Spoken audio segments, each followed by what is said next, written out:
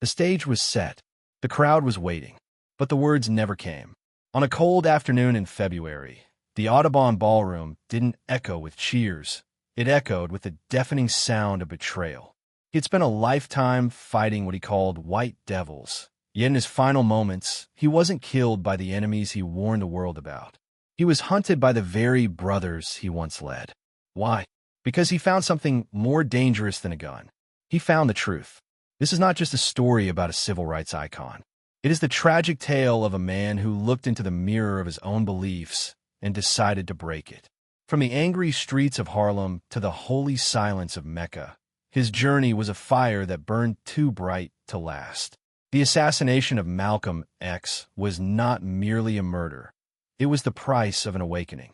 How does a man sign his own death warrant? Simply by choosing peace over hate. To understand his death, we must first walk the dark and winding road of his life as Malcolm X.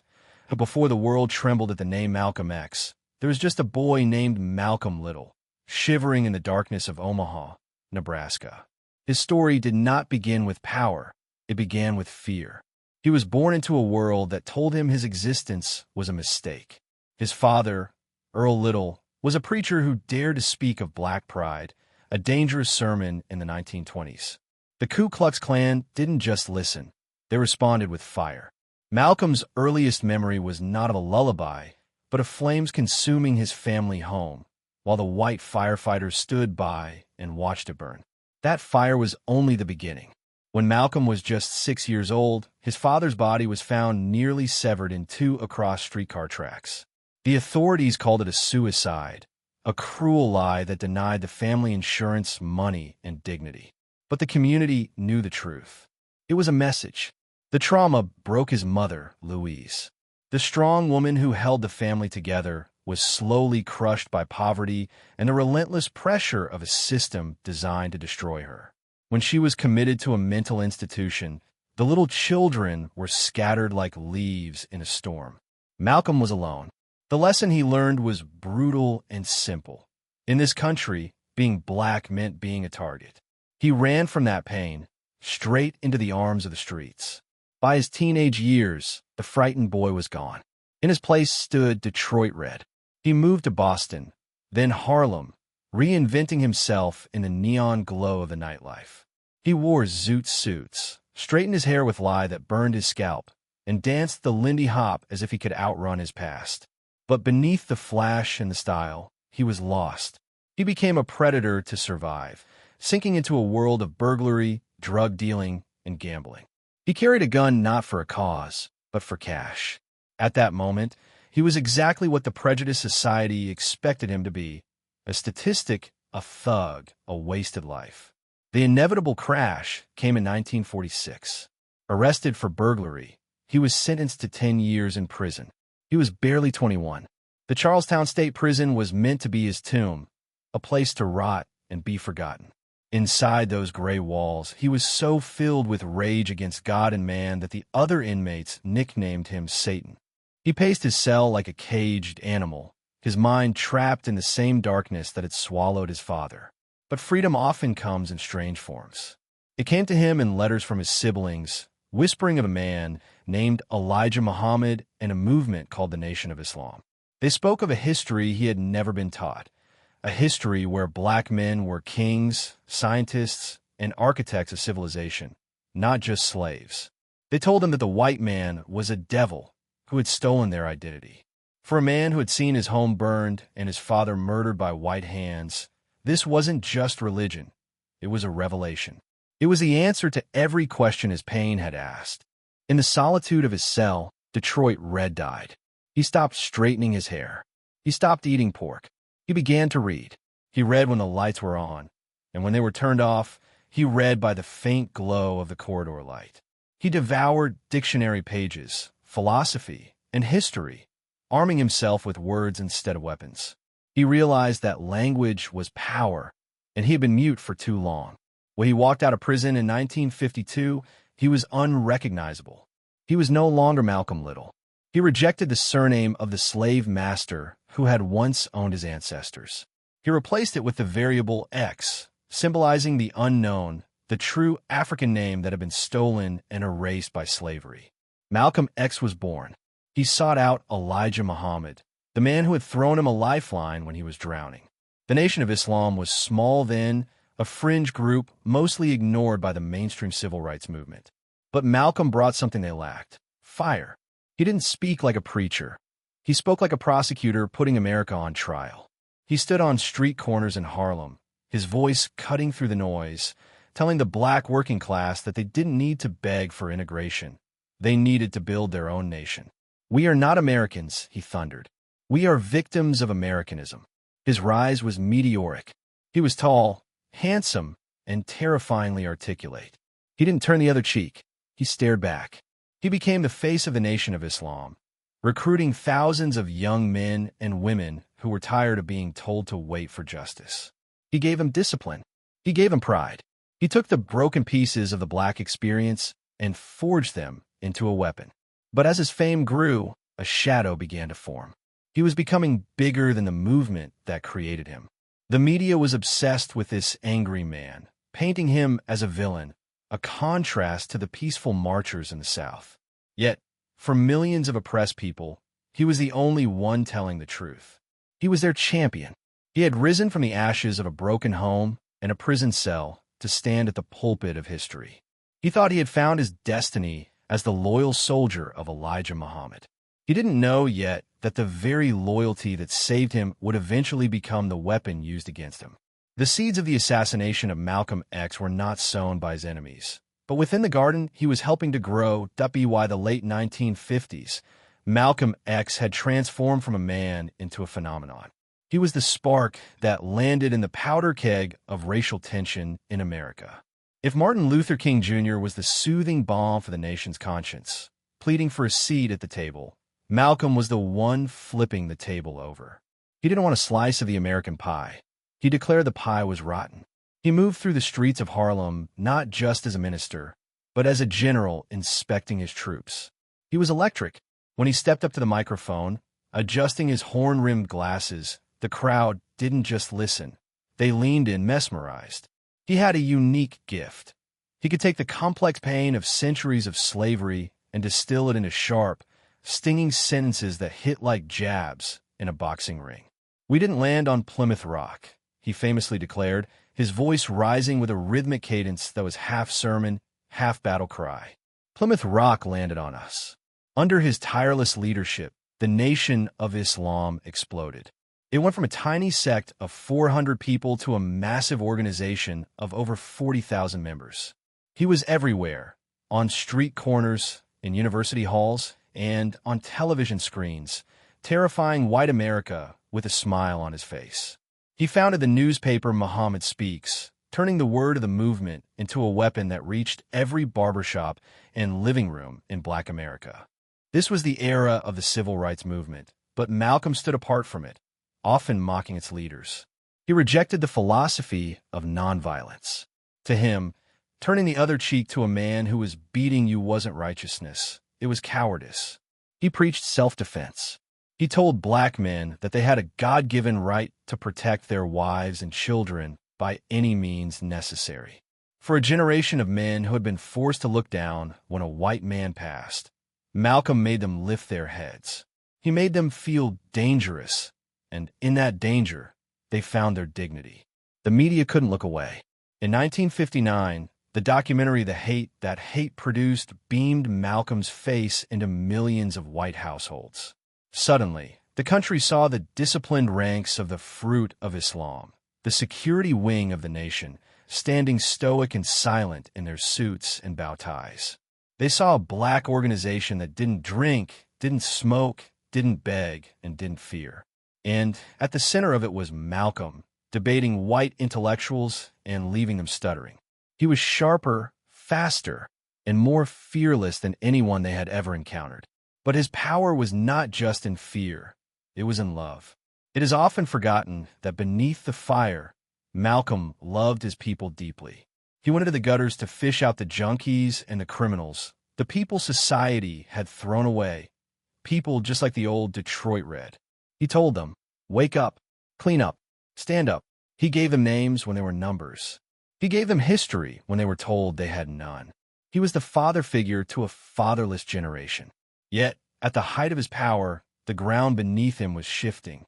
He was the face of the Nation of Islam, far more famous than its leader, Elijah Muhammad.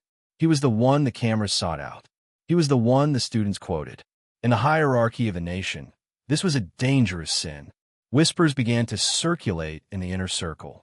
Envy is a slow poison, and it was seeping into the leadership in Chicago. Malcolm remained a loyal soldier, deflecting all praise to Elijah Muhammad. "I am just a mouthpiece," he would say. "Everything I know comes from the Honorable Elijah Muhammad." He believed it. He preached it. He credited the man who saved him with every breath he took. He did not see, or perhaps refused to see, that the man he worshipped was flawed and the movement he built was becoming a cage.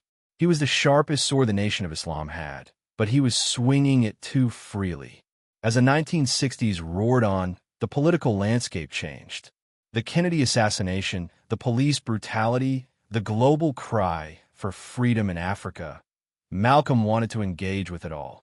He wanted to take the struggle beyond religion into human rights. But the leadership held him back. They wanted his voice, but they feared his mind. He stood at the summit of his influence, a titan of black consciousness. He had the love of the streets and the fear of the establishment. But as he looked out over the empire he had helped build, he was unaware that the knives were already being sharpened in the shadows behind him. The higher he rose, the harder the fall would be. The fall of Malcolm X did not begin with a bullet. It began with a whisper. For over a decade, he had worshipped Elijah Muhammad as a divine messenger, a man above sin. But by 1963, the rumors could no longer be ignored. The messenger of Allah was fathering children with his young secretaries, betraying the very moral code Malcolm had strictly enforced upon his followers. The hero he had dedicated his life to was, in the end, just a man, a flawed, deceitful man. The pedestal cracked, and Malcolm's heart broke with it. But the final straw came from the outside world. When President John F. Kennedy was assassinated, the nation wept. But Malcolm, bound by his fierce honesty, refused to mourn. He called it a case of chickens coming home to roost, implying that the violence America inflicted on the world had finally returned to its doorstep. The backlash was instant. Elijah Muhammad, seeing an opportunity to clip the wings of his too powerful disciple, silenced him for 90 days. Malcolm realized then that the silence was not a punishment. It was an exile. He left the Nation of Islam, but he did not leave his faith. Instead, in April 1964, he boarded a plane for a journey that would change him forever and ultimately seal his fate. He went to Mecca. This was the moment of the truth. In the holy city, surrounded by millions of pilgrims, Malcolm expected to see only black faces. Instead, he saw the unthinkable. He saw blonde-haired, blue-eyed men embracing black Africans. He saw white men sharing their water, their rugs, and their prayers with him, treating him not as a nigger, but as a brother. There was no segregation. There was no hate. He wrote a letter back to America, his words trembling with a realization that shattered his entire worldview. "I have eaten from the same plate and drunk from the same glass with people whose eyes were the bluest of blue, whose hair was the blondest of blonde, and I felt the sincerity in their words and deeds." He realized that the white man was not a devil by nature. It was racism that was the devil. He returned to America not as Malcolm X, the minister of hate, but as El-Hajj Malik El-Shabazz, a man seeking human brotherhood. He was ready to work with the civil rights movement leaders he had once mocked. He was ready to take the plight of the African American to the United Nations, accusing the U.S. government not just of civil rights violations, but of human rights crimes. He had grown past the Nation of Islam. He had outgrown the box they put him in. But growth is dangerous when you're surrounded by small men. The Nation of Islam did not see his evolution as enlightenment. They saw it as treason. Elijah Muhammad wrote in the official newspaper, "Hypocrites like Malcolm should have their heads cut off." It wasn't a metaphor. It was an order. The threats moved from whispers to screams. Everywhere he went, the brothers were watching. The phone rang at midnight with heavy silence or threats of death. He was a man walking with a target on his back, yet he refused to hide. He told reporters, "I'm a dead man already." The terror came home on February 14th, 1965, just 1 week before the end. In the dead of night, Molotov cocktails shattered the windows of his Queens home while his wife, Betty, and their 4 daughters slept inside. Fire engulfed the house. Malcolm rushed his family out into the freezing cold, standing on the lawn in his pajamas, watching his sanctuary burn. As he held his terrified children, he looked at the flames and realized the horrifying truth. The people trying to kill him were not the KKK. They were the men he had once taught to be strong. The police stood by indifferent. The press called it a publicity stunt. He was alone.